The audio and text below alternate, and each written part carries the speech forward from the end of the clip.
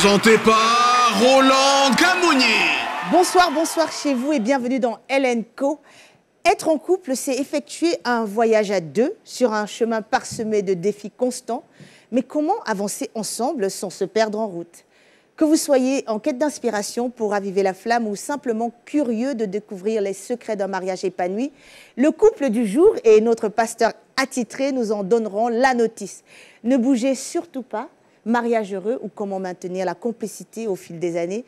On en parle maintenant dans Hélène Co.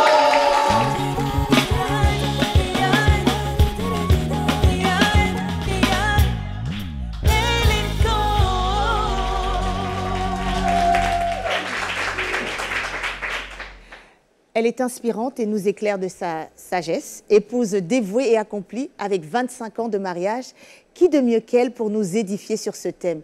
Veuillez accueillir chaleureusement notre pasteur maison, Liliane Sanogo.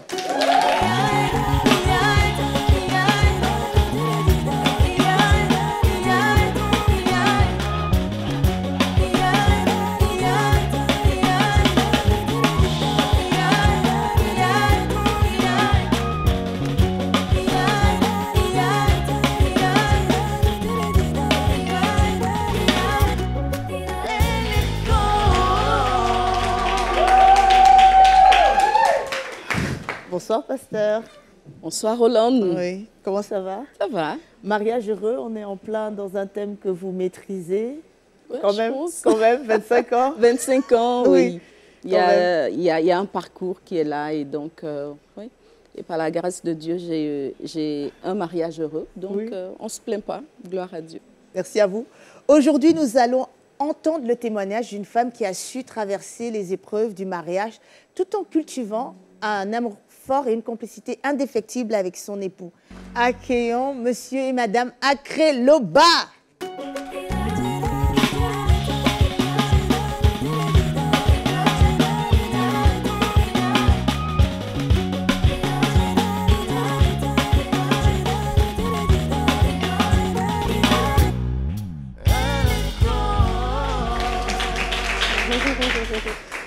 Bonsoir. Bonsoir. Pour ceux qui vous connaissent, c'est Pasteur Moïse et Meliou. C'est ça. Voilà. Donc, merci d'être parmi nous. On va parler du mariage heureux avec vous. Combien d'années de mariage? On a juste fêté les 20 ans de mariage en décembre. Vous ne les faites pas.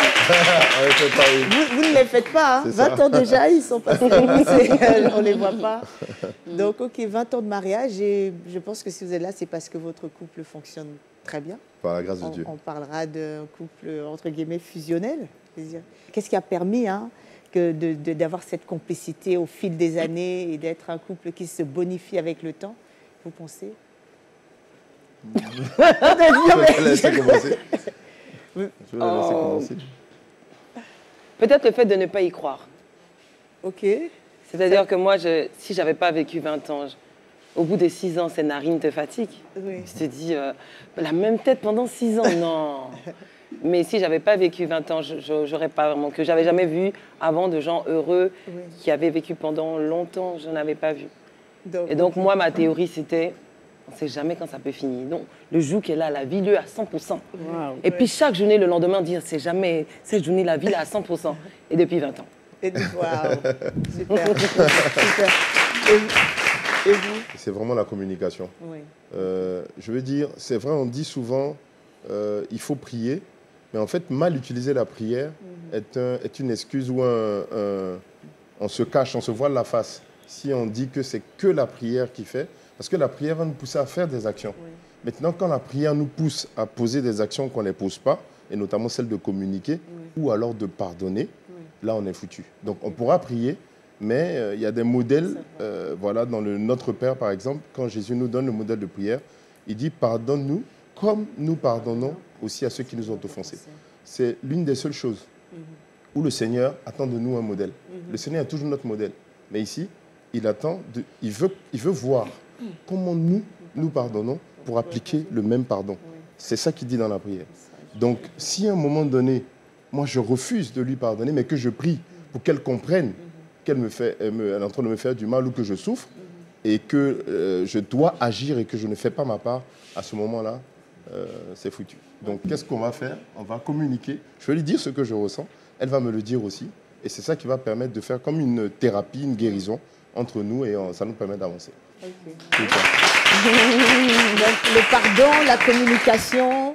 Mais est-ce que vous avez eu des défis majeurs ou bien une crise et comment vous avez réussi à la surmonter, si vous voulez partager, hein? Déjà, moi je suis rentrée dans le mariage avec l'intention de divorcer.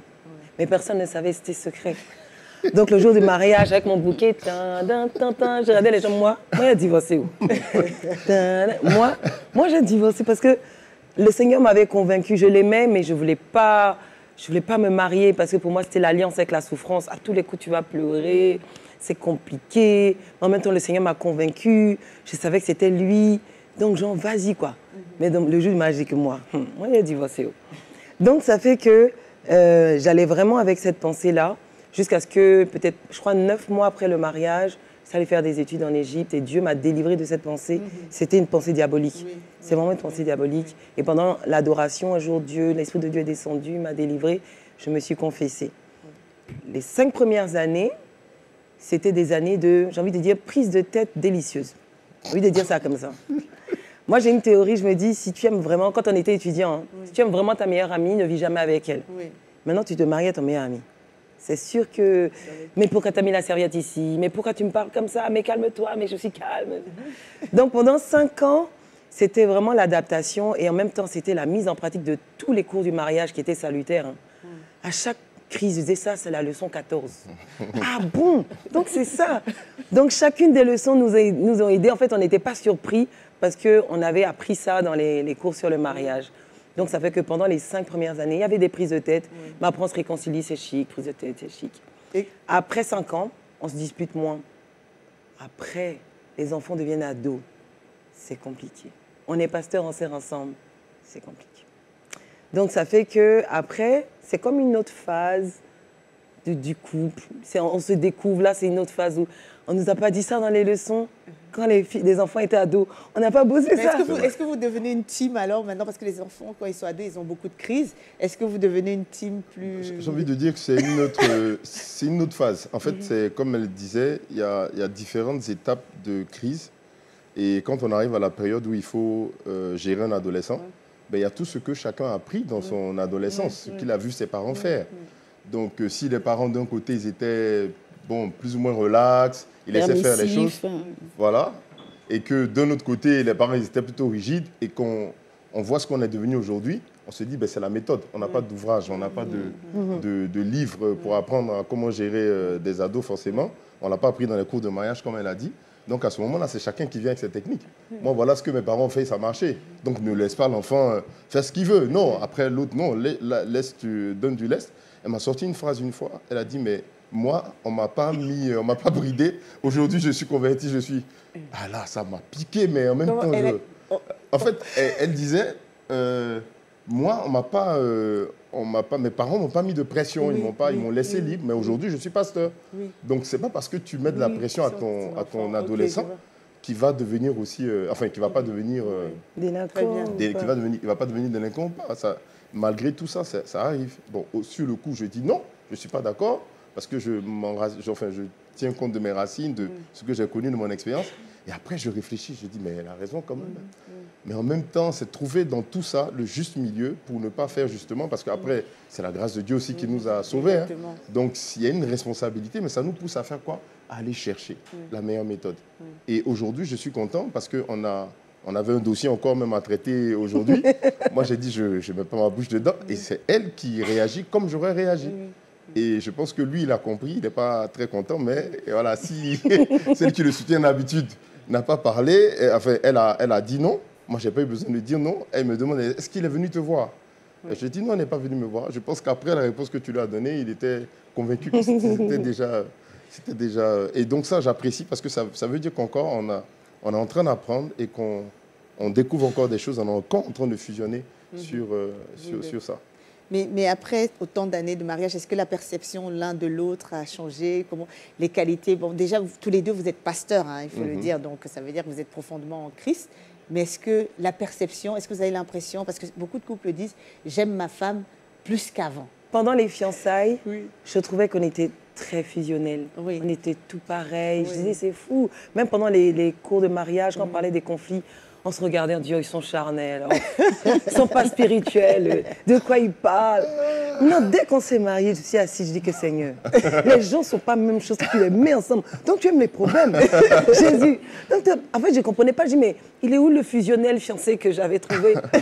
Parce que pendant le mariage, du coup, la fusion, bah, c'était un peu compliqué à combiner. Oui. Mais une fois que les années passent, c'est comme si parce qu'on vient de deux mondes différents, donc on s'adapte, on sait ce que lui il n'aime pas, on sait ce qu'elle aime, on sait ce qui fait plaisir, et puis après, ça va beaucoup mieux. Je donne un exemple, il est très simple, il est banal, il me revient à l'esprit, mais c'est par exemple le football. Oui. Donc pendant qu'on était fiancés ou qu'on cheminait, elle me dit, elle me demande si j'aime le football et tout ça. Je dis moi, j'ai horreur du football. Regarder le football, des matchs, le seul match que je regarde, c'est quand la Côte d'Ivoire joue. Tout le reste, ça ne m'intéresse pas et tout ça. Donc elle prend ses notes. Elle se dit yes, elle a eu le candidat. Bon, maintenant je me marie, je commence à jouer aux jeux vidéo avec mon fils et en jouant avec lui, je découvre que bon, j'ai besoin de connaître quand même certains joueurs, les caractéristiques. À force de jouer au foot aussi sur la PS, je commence à aimer regarder les matchs pour voir les caractéristiques des joueurs. Donc, elle me voit en train de regarder un match de football un jour, et puis elle me dit, c'est pas ce qu'on s'était dit. Je dis non, c'est pour bosser, c'est juste pour que, voilà, pour connaître les joueurs et tout. Mais quand elle a dit ça, ça a l'air de rien. Mais je vous assure qu'à partir de là, j'ai arrêté. J'arrêtais de regarder. De toute façon, je n'aimais pas forcément avant. Je commençais à aimer, mais j'ai stoppé parce que je sais que c'est quelque chose qui lui tient à cœur. Donc pour elle, j'ai pas arrêté. du tout le foot. Non, mais mon père était fan de foot. Il y avait des supporters tout le temps à la maison. On avait des matchs tout le temps, tout le temps. ok. Des matchs tout le temps. Donc dès que j'entends quand tu as dit, mais but, ça me fait un petit quelque chose. Donc, on va attiser les pasteurs en vous, tous, parce qu'on a 3 pasteurs sur ce plateau. Quels sont, selon vous, les piliers d'un mariage heureux? Peut-être, pasteur Liliane gardera ça pour sa prédication. On va prendre vos avis. Je pense qu'il faut être fair play. Il Ok. faut vraiment être fair play et voir le mariage comme une belle aventure. Où il peut avoir des épisodes où on a l'impression que le héros va mourir, mais en fait, il va ressusciter. Puis en fait, moi, j'ai vu que quand les caractères sont trop rigides, genre, moi, je n'aime pas, moi, je suis comme ça, moi, je suis pas toi, moi, ça ne fonctionne pas trop. Mais quand on est un peu, nous, tous les deux, on a un peu un cœur d'enfant, donc ça fait qu'on se gère un peu d'une façon spéciale. Mais quand on est vraiment rigide, ça fait trop de clash. Ouais. Et surtout, j'aime bien donner l'exemple d'une feuille. Si on prend une feuille et qu'on la coupe en 1000 morceaux, enfin, même pas, on la coupe en 2 ou en 3. Après, on décide, oh non, mince, je n'aurais pas dû couper, on la remet ensemble. La feuille, elle ne peut jamais avoir la même apparence. Souvent, on se dispute, on se dit des choses qu'on regrette après, mais qu'un pardon ne peut plus jamais effacer. Donc, c'est vrai, il faut réussir à ne pas manifester souvent la colère. Moi, des fois, je suis fâchée. Quand je suis fâchée dans ma tête, je dis, il y a ses doigts.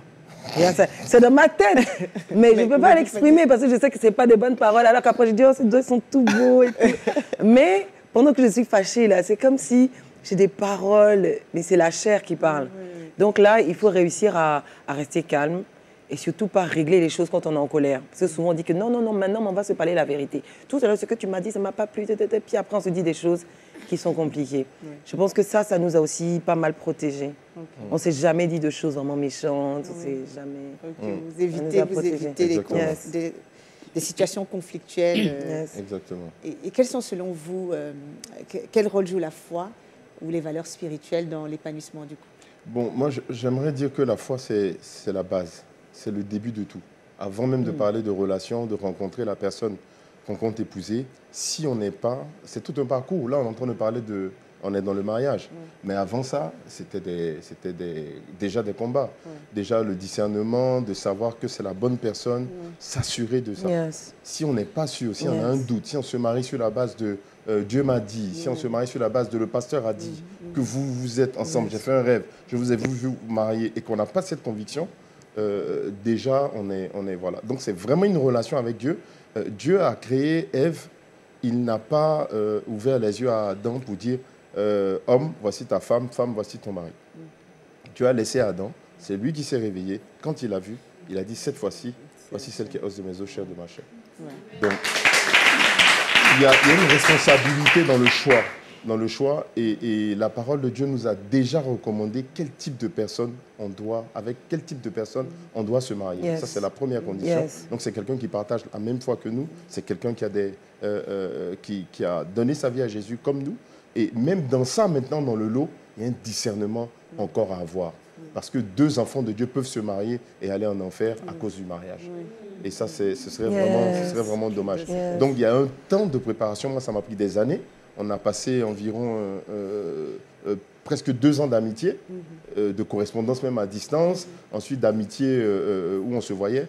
Et il y a eu des phases. Il y a un moment, comme elle a dit, elle était effrayée par le mariage. Pas quand elle était dans le mariage uniquement, mais elle était même effrayée par le mariage avant qu'on entre dans le mariage. Donc, quand on cheminait ensemble, à un moment donné, elle est venue et elle m'a dit clairement que elle veut qu'on arrête. Elle ne veut plus qu'on soit ensemble. Et là, à ce moment-là, moi, je peux raisonner, commencer à me dire, ouais, bon, peut-être qu'elle a trouvé un autre chéri, peut-être que, mais non. Celui qui m'a dit de lui dire que je l'aime, je lui ai dit, c'est pas ce qu'on s'est dit. J'ai dit au Seigneur, si je dis à une femme que je l'aime, je l'épouse. Donc, je ne vais pas aller cheminer, tourner et tout. Donc, tu m'as dit, et j'étais convaincu, j'ai prié, et je sais que c'est elle. Donc, qu'est-ce qui se passe? Donc, je vais dans la prière, je fais 3 jours de jeûne à sec. Hey. Je dis, Seigneur, explique-moi. C'est rare, hein, Ah j'ai bon? oublié. Explique-moi à quel moment je me suis trompé. Parce que j'étais convaincu que Dieu m'avait confirmé que c'était elle. Et moi, je l'avais choisie, vraiment, je me projetais, il y avait tout ça. Et donc, quand je rentre dans le moment de jeûne, le 2e jour de jeûne, elle vient me voir. Pendant que j'étais en train de jeûner. Et puis, je dis, bon, ça commence bien. Parce que quelqu'un d'autre, tu ne veux plus, tu ne viens pas le voir pendant qu'il est en train de jeûner. Et tout. Et le 3e jour, Dieu m'a rien dit clairement. Mais il m'a juste donné la paix en me disant, mon fils, tu peux partir, tout va bien. Le vendredi qui a suivi, on était à un mariage. Celui du pasteur Vas Fernandez d'ailleurs. Et là, elle vient, pendant le cocktail, elle me dit, écoute, je t'ai dit ça, mais j'ai changé d'avis. Je veux qu'on poursuive. À ce moment-là, bien sûr, je ne vais pas aussi, bon, quand même, je ne vais pas dire, ah oui, quand même. Moi, je dis, ah non, faut, voilà. Tu peux jouer avec le cœur des gens comme ça, tu viens. Donc moi aussi, je fais mon malin, mais je jubile dans mon cœur. Mais je fais comme si, non, on va bien réfléchir d'abord parce que, voilà, mais j'étais l'homme le plus heureux du monde ce jour-là. Voilà, donc c'est vraiment, dès le départ, c'est Dieu. Parce que on ne se marie pas pour divorcer, on ne se marie pas pour jouer, on se marie pour la vie. Donc c'est la décision, j'ai envie de dire, après celle de donner sa vie à Jésus, la plus importante de sa vie. Absolument. Et on rappelle que vous servez dans le ministère ensemble. Hein. Vous êtes, tout à fait. Vous êtes pasteur des Bloomers. Exactement. Des ensemble. Et qu'est-ce que ça fait alors de servir ensemble, de travailler? Parce que vous êtes co-gérant ou bien responsable de cette... Exactement. Vous passez beaucoup de temps ensemble, en fait, hors de la maison. Et qu'est-ce que... C'est bien et en même temps, c'est dangereux. Bon, déjà, pour la famille. Parce que là, par exemple, quand on va au veiller ensemble. Quand on fait des choses ensemble. Donc là, il y a des moments où je dis, bah, écoute, pars. Moi, je vais avec les enfants. On essaie de faire comme ça. Maintenant, quand on a commencé... moi, j'aime prêcher. Lui aussi, il aime prêcher. On se ressemble donc. Ça fait que quand il prêche, donc, il prêche tout le temps. Je dis, mais et moi? Et moi? Donc, quand il me laisse prêcher, je dis, yes! Et je bénis Dieu pour mon pasteur qui m'a autorisé à prêcher aujourd'hui. Et puis, finalement, là, l'église est partagée. Donc, moi, je m'occupe des plus jeunes, des 14-18 ans. Et lui, il est le pasteur des plus de 18 ans. Donc, ça fait que, bon, on arrive en tout cas à avoir chacun sa place. Et il faut dire que ce qui est remarquable, c'est que moi, je ne savais pas qu'elle avait envie de prêcher des fois. Donc, parfois, je me réveille et il y a comme j'ai comme une pression. de dire et je sens pas que je dois prêcher. Et quand j'exprime simplement, ah là, on dirait que c'est bizarre aujourd'hui. Elle me dit, mais je peux prêcher. Donc moi, j'ai l'impression qu'elle fait des efforts pour moi parce qu'elle ne veut pas que... Donc je dis, ah oui, moi je mais ça va, est-ce que tu es prête? Et puis elle y va, elle prêche et tout. Et c'est lors d'une rencontre, une fois, on était à une retraite des pasteurs et le pasteur Mohamed justement disait... oui, enfin, il parlait des épouses ou des épouses qui souvent vont prêcher. Puis elle a dit, oui, pasteur, oui. Je dis, et puis il a commencé à rire. Il dit, ah, Méliou, comment tu veux prêcher? Et puis moi, je dis, mais non, elle ne veut pas prêcher. Mais en fait, la leçon que ça m'a enseigné, c'est vraiment qu'elle a appris à s'effacer, à me mettre en avant, à m'honorer par son attitude. Et j'ai vraiment apprécié ça. On va sortir ceci.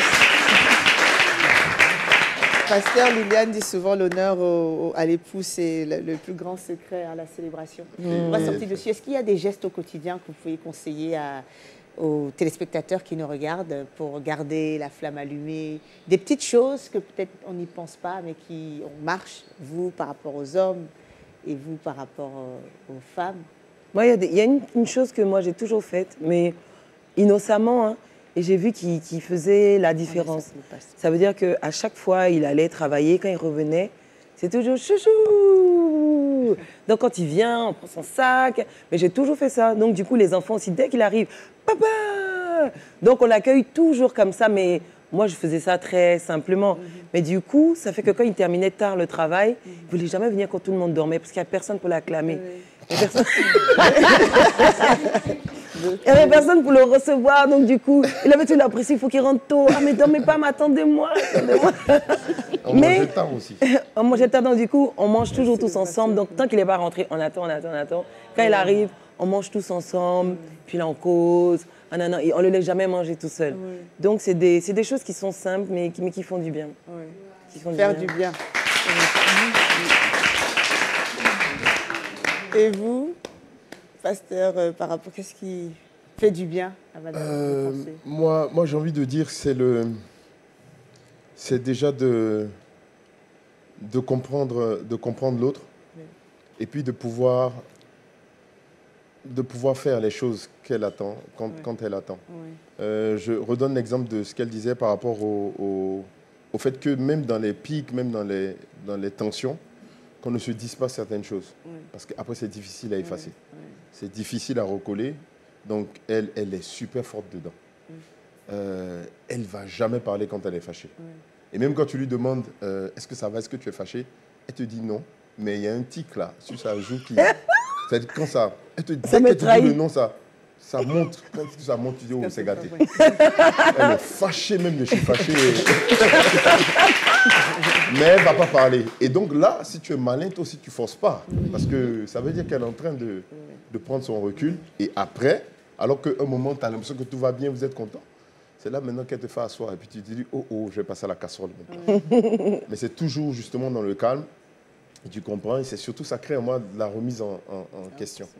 Et ça fait que j'ai plus de force et de capacité à entendre ce qu'elle dit, même si je discutaille un peu. Mais après, la transformation va venir. Un conseil pour les couples qui traversent une crise? Moi, j'ai encore envie de dire la prière et l'action. L'action qui suit la prière, c'est-à-dire la communication et le pardon s'il faut pardonner. On ne peut pas se battre dans un ring s'il y a une seule personne. Donc, il faut toujours deux personnes pour s'échanger des coups. S'il y a un qui accepte d'appliquer la parole, un seul, on est hors du conflit. Moi, je dirais attention à Achitophel. Ça veut dire Achitophel, donc le personnage de la Bible qui était celui le bon conseiller, mais en même temps un bon conseiller mauvais, un mauvais bon conseiller. Donc souvent, quand ça ne va pas dans le couple, on a un conseil intérieur qui n'est pas souvent bon et on a souvent tendance à aller chercher des conseils extérieurs qui ne sont pas trop recommandables non plus. Donc il faut faire attention aux conseils. En général, quand on n'est pas content, on a des pensées, oh mais pars d'ici, de toute façon il ne mérite pas, il est trop égoïste. Et puis c'est des pensées qui t'assaillent, tu te dis il faut que je parte, il faut que je parte, il faut que je parte. Et tu vas aller voir ton amie qui, elle, qui a déjà quitté son mari 3 fois. Et puis bizarrement, celle que tu vas voir, elle va te dire oh laisse-les, ils sont tous comme ça. Donc il faut vraiment faire attention à qui te conseille quand tu rentres dans cette période où tu es vraiment pas bien, il faut avoir un conseil qui t'apaise et le conseil sage qui te donne de prendre de la hauteur sur la situation en disant ça ne va pas se passer comme ça. Parce que souvent, quand tu prends de la hauteur, même spirituelle, après, il ne faut pas être trop spirituel aussi dans les couples. Parce que des fois, il faut régler les problèmes, toi, tu pries seulement. C'est-à-dire que le monsieur n'est pas content. Et puis aussi, une technique, il ne faut pas se priver l'un l'autre. Même quand on est fâché, mais là, non. On fait la paix. Voilà. On est fâché, mais là, on fait la paix. Après, on se refâche. Mais il ne faut pas se priver l'un l'autre parce que ça crée quelque chose qui est... Ça crée une communion qui fait que ça fait partir, en fait, les mauvais sentiments. Ça fait facilement partir. Alors que quand tu es fâché et que ton mari veut aller avec toi, puis toi, si tu ne veux pas, puis finalement... Comme disait Pasteur Carambri, c'est la guerre des fesses ou guerre du dos, je ne sais plus. disait quelque chose comme ça empire en fait les situations. Alors que des fois, bon, un câlin, ça peut résoudre le problème. Un câlin peut résoudre un problème. Donc,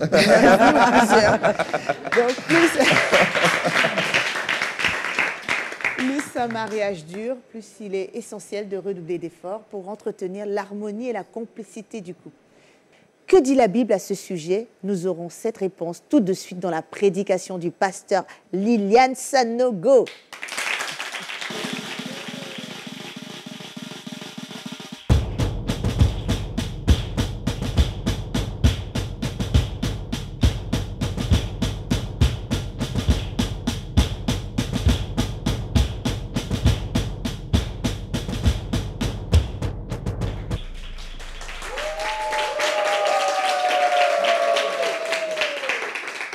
C'est toujours un plaisir renouvelé de vous retrouver, cher public, et puis à vous qui nous suivez derrière votre écran. Nous parlons de la plus belle chose qui existe sur Terre, je pense. La plus belle aventure, le plus beau voyage, c'est le mariage, bien entendu. Et se marier, je pense que c'est le rêve de toute jeune fille, tout enfant, fille, peut-être aussi les garçons, mais en tout cas, je pense que toutes les filles ont rêvé du mariage. On rêve la cérémonie de mariage, etc. En tout cas, depuis l'enfance, on est animé par cette idée, cette pensée de réussir son mariage. Alors, comment est-ce qu'on va réussir le mariage et surtout, une fois qu'on est marié, comment on va permettre à cette relation-là de continuer à s'épanouir pendant de longues années? Comment est-ce qu'on va entretenir l'amour? Comment est-ce qu'on va développer l'amitié, la complicité, etc. Il y a énormément de conseils qu'on pourrait donner en la matière. En tout cas, on y passerait la journée. Tellement il y a de sujets qu'il est possible d'aborder sur le bonheur conjugal. Aujourd'hui, je vais essayer de me limiter dans un aspect particulier, c'est celui de l'amitié. L'amitié qui va aboutir à la complicité et c'est un ingrédient essentiel pour un couple épanoui et un couple qui va durer. On a parlé de la communication, de comment régler les conflits, etc. Il y a beaucoup de sujets. Mais aujourd'hui, nous allons parler de l'amitié.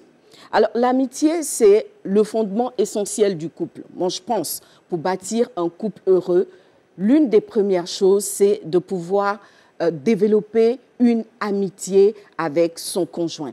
Et normalement, cette amitié-là, elle doit aboutir sur ce qu'on appelle la complicité. Quand il n'y a pas la complicité, tous les couples qui durent ensemble sont des couples factices en fait. Ils sont ensemble pour des raisons précises, parce qu'ils ont fait une convention. Oh non, on reste ensemble parce qu'il y a les enfants. On reste ensemble parce que, bon, si tu pars, je vais perdre ma position politique, je vais perdre mon poste. Oh non, si tu pars, il y a telle promotion que je désire, je ne pourrai pas l'avoir parce que pour ça, il faut être en couple, etc. Donc, vous voyez qu'il y en a qui vont faire des conventions pour rester ensemble. Mais le véritable couple qui est ensemble depuis plus de 10 ans, plus de 20 ans, plus de 30 ans, et qui reste ensemble pour de vrai, c'est ce couple-là qui est devenu un couple complice. Alors, quand on lit la parole de Dieu, les Cantiques des Cantiques nous révèlent un aspect particulier. C'est cette complicité, justement, cette amitié-là qu'il y avait entre les deux soupirants, en fait. Dans Cantique des Cantiques, on est encore à l'étape des fiançailles, mais déjà là, Dieu met l'accent sur la nécessité de l'amitié entre les deux personnes qui ont décidé de passer leur vie ensemble. Les filles, vous ne pouvez pas passer une vie avec un homme, vivre heureuse si vous n'êtes pas des amis. Pourquoi? Parce que la parole de Dieu dit clairement que l'ami aime en tout temps. L'ami aime en tout temps. Et donc, c'est cette amitié-là qui va permettre au couple de traverser toutes les saisons, les bonnes saisons, les mauvaises saisons. C'est cette amitié qui va permettre au couple de traverser les crises. Elle est essentielle. On ne peut pas avancer sans amitié. Alors, il y aura deux cas pour un couple qui est ami. Et au passage, je veux saluer monsieur et madame Akreloba, qui sont, je vous assure, c'est un couple ami. Alors moi, depuis que je les connais, ils sont amis. Et vu que je suis leur pasteur, je suis leur maman, des fois, l'un va venir me dire, il faut que tu parles à ton fils, il faut que tu parles à ta fille. Quand l'un d'eux vient me voir pour me dire quelque chose comme ça, je me dis, mais attends, ils parlent de quoi même? Ils sont tellement amis. En fait, quand ils viennent te dire quelque chose de ce genre, tu dis, oh, ils plaisantent, c'est même, il n'y a rien d'autre entre eux que l'amitié. Pourquoi? Parce qu'en fait, ils ont commencé leur histoire dans l'amitié. Alors, pour qu'un couple soit ami, soit ils sont amis avant de se marier, soit ils deviennent amis après. Voyez. Alors, l'amitié va permettre de mettre en avant des qualités essentielles des deux conjoints. L'amitié va développer le pardon. L'amitié va développer le fait d'être ensemble dans tout ce qu'ils font. L'amitié va développer la complicité, comme je disais, et l'amitié va développer le fait de pouvoir être unis pour atteindre des objectifs. La Bible met en avant cette nécessité de la relation amicale. Seulement, quand le couple commence son histoire dans l'amitié, il y a des risques. Voilà. Alors, je voulais venir sur ça. L'amitié, c'est ce qui est souhaitable. Deux possibilités. Soit le couple est ami avant de se marier, soit ils deviennent amis dans le couple. Quand les conjoints ont été amis avant de se marier, c'est un couteau à double tranchant. L'objectif, c'est l'amitié. Mais le truc, c'est qu'eux, ils sont déjà amis. Sauf qu'ils sont devenus amis hors du mariage. Et vous savez que les amis, c'est aussi ceux qui se permettent de se faire tout type de choses. Alors, le problème, quand le couple est ami avant de se marier, c'est qu'il y a le risque de tomber dans un excès de familiarité. Et oui, il y a un excès de familiarité qui va venir en fait titiller la relation. Pourquoi? Parce que moi, je suis amie avec quelqu'un, on se lance des vannes et tout, parce que c'est mon ami. Alors, le garçon, la fille sont des amis, peuvent se dire ce qu'ils veulent. Quand ils deviennent un couple, il y a un qui prend conscience que désormais, il est le chef. Et il y a une autre qui, quand elle ne fait pas attention, ne réalise pas que l'ami est devenu désormais le boss du duo.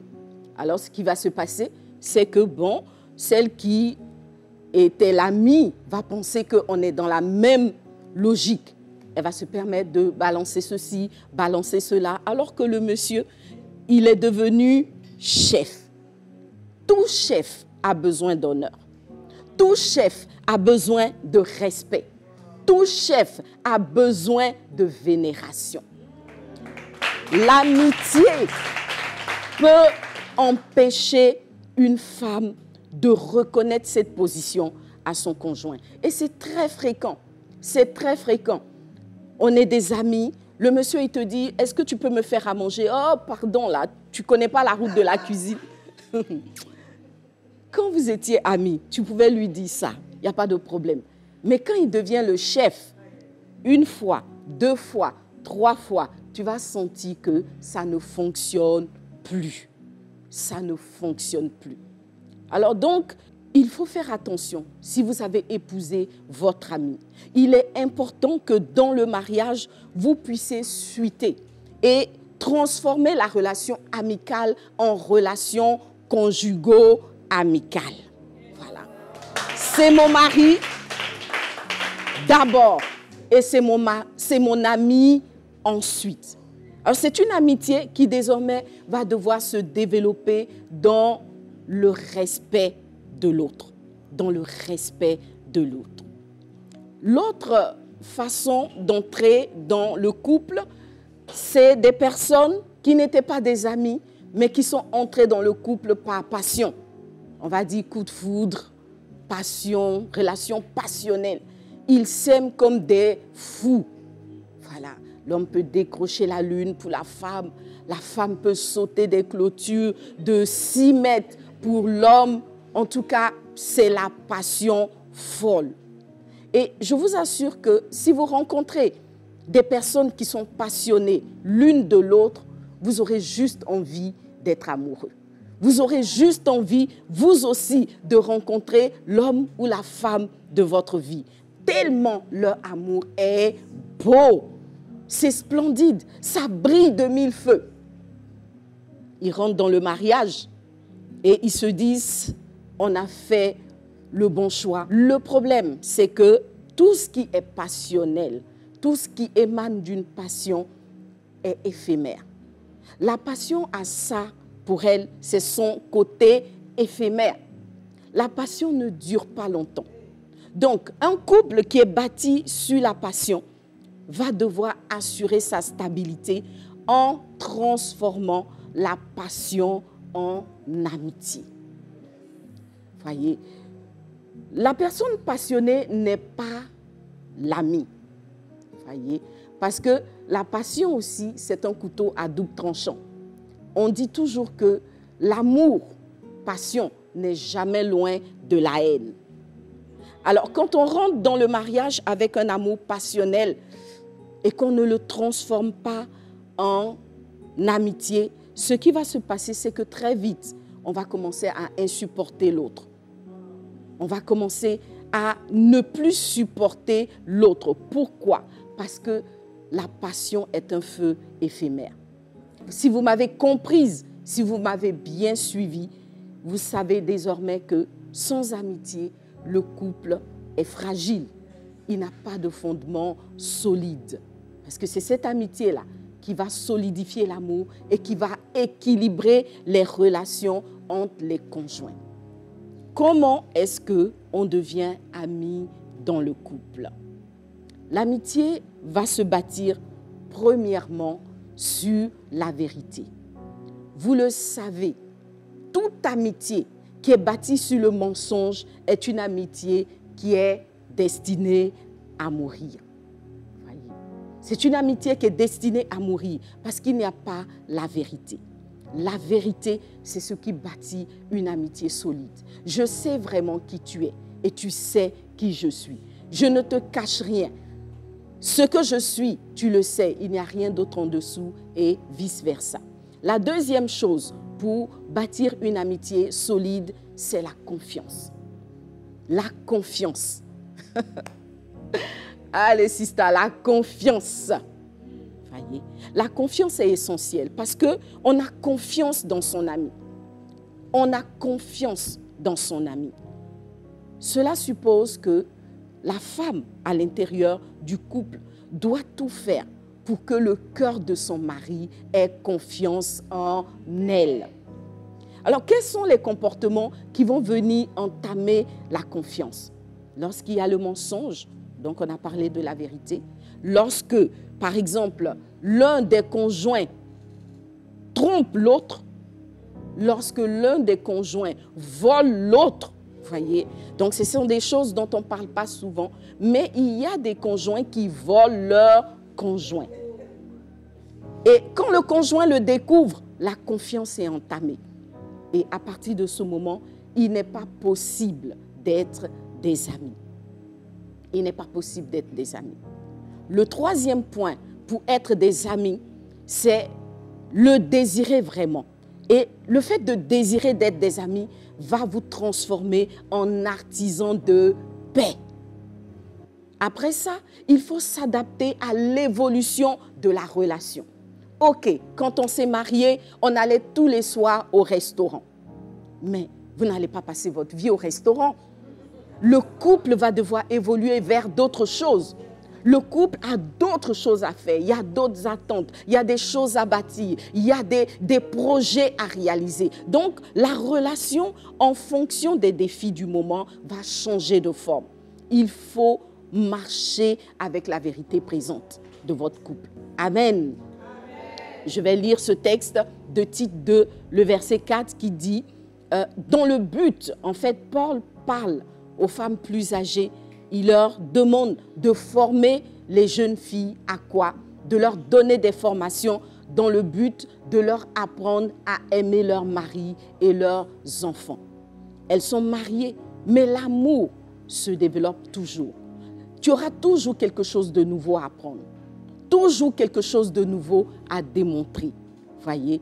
Et je pense que particulièrement chez nous les femmes, bon, moi je dis les femmes parce que c'est vraiment ce que je connais le mieux.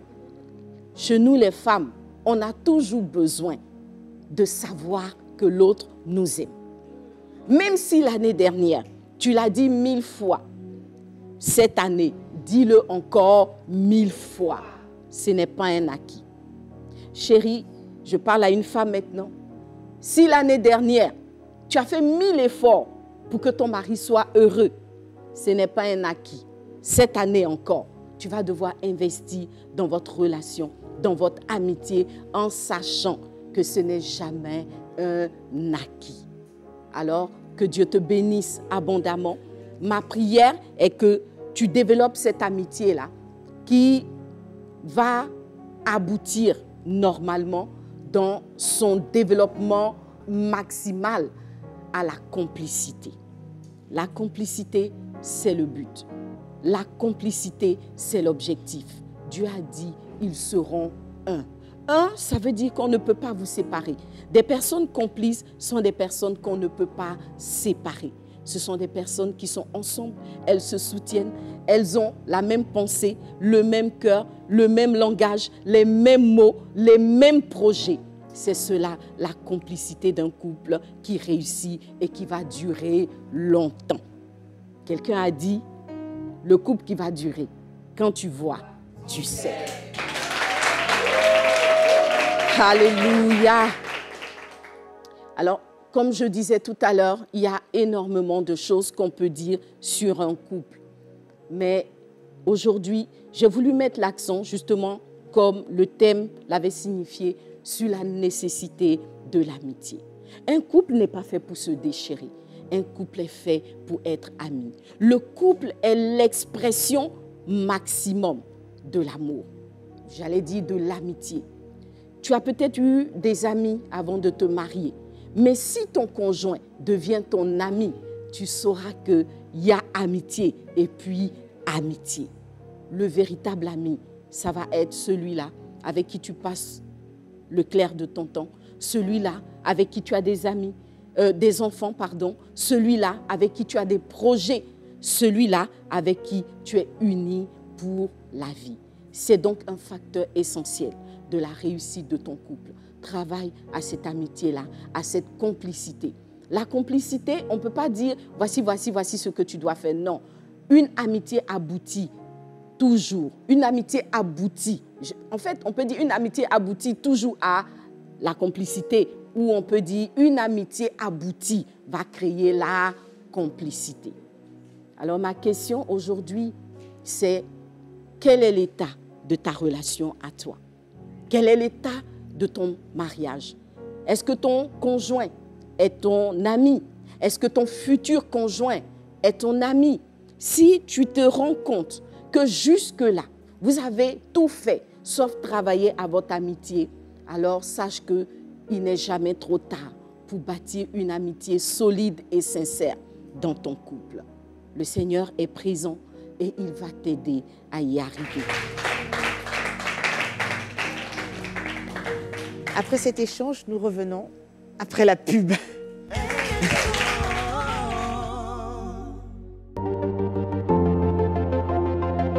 J'ai de grands projets pour mon futur, mais je suis aussi resté fier de mes origines, fidèle à mes proches, et je veux pouvoir en faire profiter ma communauté.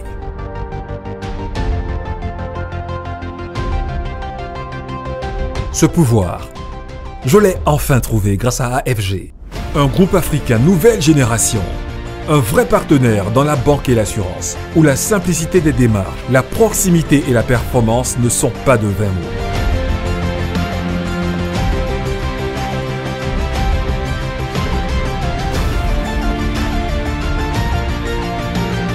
Avec AFG, nous pouvons réaliser nos rêves.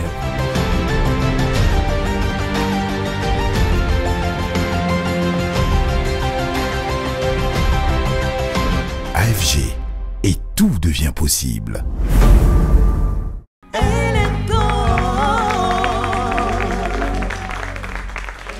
De retour sur le plateau de Hélène Co, mais cher, entre guillemets, je vais dire pasteur, hein, qu'est-ce que vous avez pensé de la prédication? Avez-vous été Non, c'est puissant. édifié? Très, très, très puissant. Ouais. C'est-à-dire que ça paraît simple, on se dit être ami, mais tu comprends que ça va beaucoup, beaucoup, beaucoup plus loin que ça. Moi, je repense du coup aux vieux couples qui n'ont jamais été amis. Là, comment on peut construire un truc où tu parles au monsieur, tu l'énerves déjà, ou bien... Ça, c'est des choses qui sont salutaires. Non, ça va, ça dès très, très tôt, en fait, de la relation. Parce que être ami avec quelqu'un avec qui tu n'as jamais été ami, après peut-être 10 ans de mariage, c'est compliqué. Hein. C'est compliqué. Et maintenant, du coup, moi, j'ai repensé aussi à la notion de soumission. Parce que ça, c'était quelque chose, une notion... Pour la femme, je me suis dit, mais soumission, mais je vais disparaître. Puis il va régner sur ma vie. Mon père a trop souffert pour moi, je ne peux pas laisser faire ça. Alors qu'en fait, c'est une forme d'intelligence et de sagesse, en fait. Vraiment une forme d'intelligence et de sagesse. C'est très puissant. Pasteur, Moi, ça m'a fait énormément de bien. J'écoutais et j'avais juste envie de rester là et de passer encore plus de temps à écouter. Et pendant que Pasteur Liliane parlait, elle a dit quelque chose quand elle parlait de la relation qui devient une relation conjugo-amicale. Elle a parlé de l'ami et la différence entre l'ami et le mari. Pendant qu'elle était en train de le dire, je voyais les lettres qui se ressemblaient. Ami, A-M-I, et mari, il y a le même A-M-I à l'intérieur.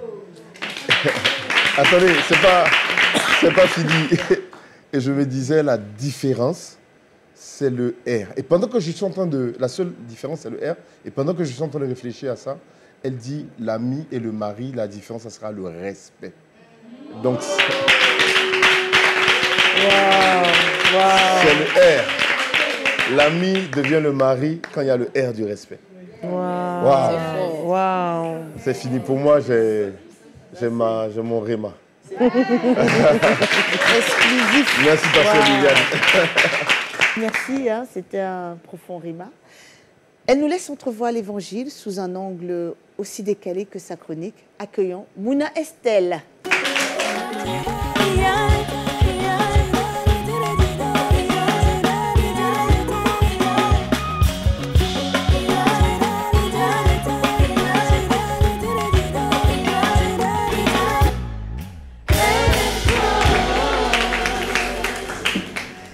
Bonsoir Mouna.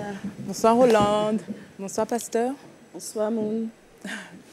Et bonsoir chez vous. Bienvenue dans votre chronique préférée que vous aimez tant, la chronique décalée. Alors installez-vous confortablement, attachez bien vos ceintures car le décalage est imminent. Alors aujourd'hui, j'espère que vous allez bien parce que moi, tout va très bien, d'autant plus qu'on parle mariage. Voilà, comment avoir un mariage heureux où règne l'amour et la complicité au fil des années. Alors, j'ai sorti quand même une petite tenue, pas de mariée, hein, mais chez nous, les chrétiens, nous aimons bien le prophétique. Donc, une tenue prophétique. J'ai des chaussures prophétiques, une jupe prophétique et un haut prophétique pour prophétiser l'amour et la complicité dans mon mariage. Pardon. Mais, mesdames, puisque je vous sais tout aussi prophétique que moi, vous conviendrez avec moi que des actions prophétiques ne suffisent pas. Il faut y joindre des conseils, la pratique de conseils bibliques au quotidien, puisqu'à chaque jour suffit sa peine. Alors, c'est la raison pour laquelle il y en a tellement, hein, bien sûr, mais moi, je me suis fait un plaisir de vous sélectionner quelques conseils bibliques. Alors, c'est parti. premier conseil, mesdames, ressemblez à qui vous voulez, à quoi vous voulez dans vos maisons. Soyez tantôt brunes, blondes, mettez des perruques, des tresses et tout ça. Mais débrouillez-vous pour ne jamais ressembler à la gouttière. Oui, ne ressemblez jamais à une gouttière un jour de pluie. C'est pas du tout beau à voir. Deuxième conseil. Alors, deuxième conseil, quand bien même vous aurez un diplôme, un doctorat, un PhD en communication et littérature, sachez qu'il y a des moments où vous aurez à gagner l'amour de votre mari sans parole, en ne disant rien, juste parler par votre silence. Oui, c'est comme ça, mais c'est la Bible qui le dit. Alors, troisième conseil, manquez de tout ce que vous voulez dans votre maison, d'argent, de tomates dans votre réfrigérateur, mais ne manquez jamais de sagesse, car c'est avec elle que vous bâtirez une maison où règne l'amour, l'harmonie et tout ce que vous voulez. Quatrième conseil, dans votre lit, ayez autant d'oreillers que vous voulez, mais n'ayez jamais pour oreiller la colère. Ni vous, ni le soleil, n'y avez droit. OK. Et monsieur, bien évidemment, j'ai pensé à vous avec quand même un petit conseil. Lorsque madame enchaînera des maternités et des maternités, qu'elle prendra des kilos et qu'elle aura vieilli, souvenez-vous qu'elle demeure la femme de votre jeunesse. Faites d'elle votre joie et enivez-vous de ses charmes. Que Dieu vous bénisse et je vous souhaite tout le bonheur et l'amour du monde. Merci Mouna. On se retrouve après la pause publicitaire.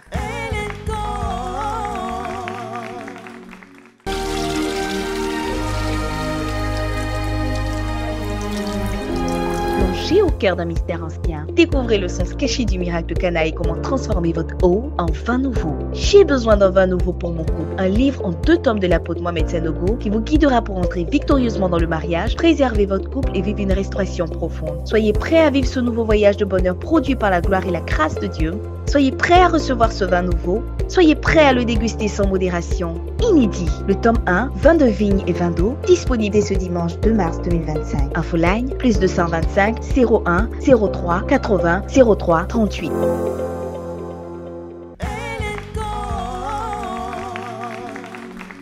Notre entrepreneur du jour est un véritable modèle de résilience. Elle est promotrice du paper art et vient de réaliser 132 portraits pour le Guinness Record.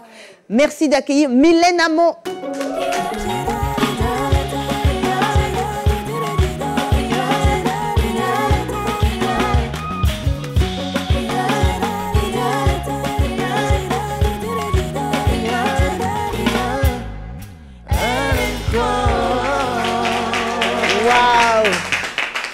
Mylène, oui. Waouh, quel plaisir de t'avoir. Hein. C'est moi qui suis honorée d'être sur le plateau de LECO. Oui, une guerrière.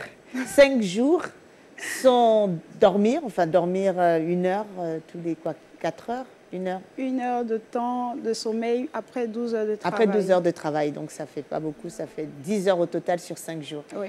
Et vous avez réalisé 132 portraits 132 portraits en 120 heures. Waouh. Donc là,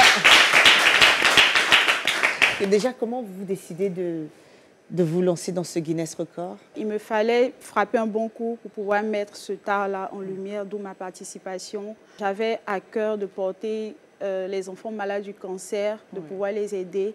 Donc, vendre mes portraits allait me permettre aussi de reverser des fonds aux enfants malades du cancer.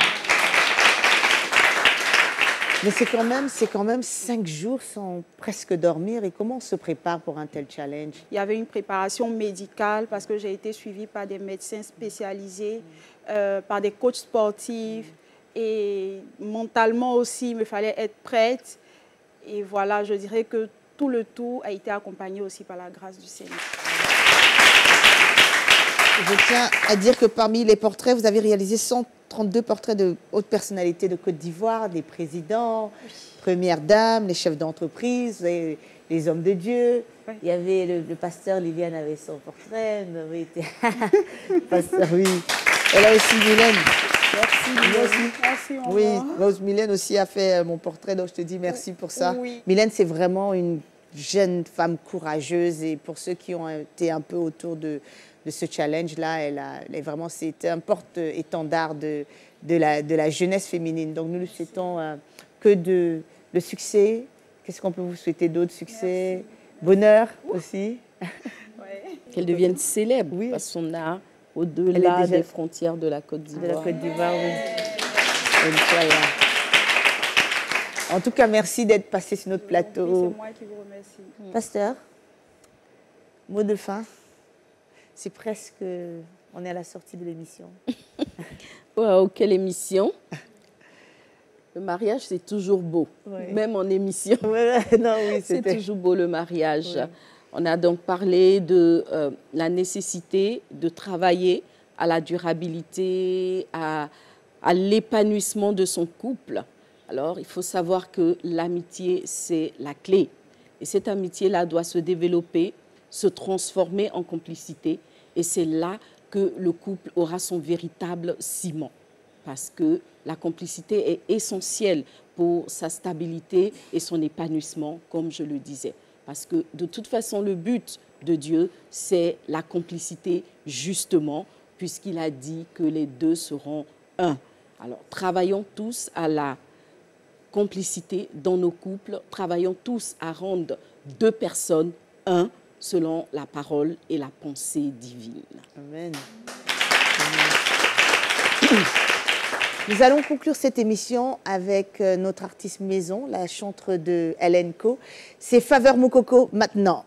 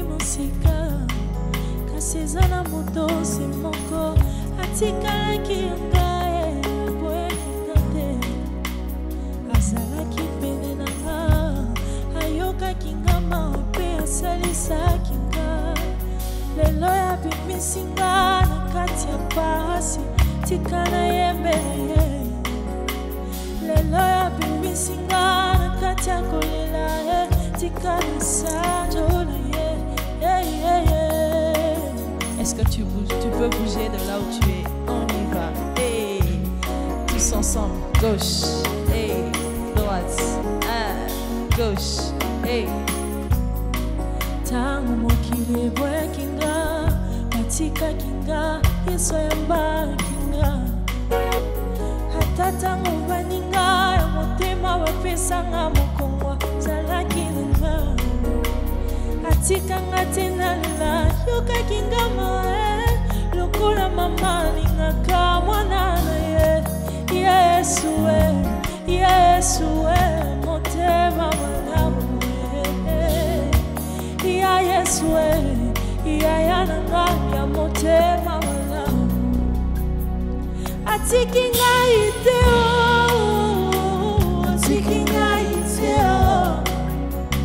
atikinga tena pasie papa nanga atikinga iteo. Il ne m'a pas laissé, oh Jésus, atikinga iteo. Tu ne m'as pas abandonné.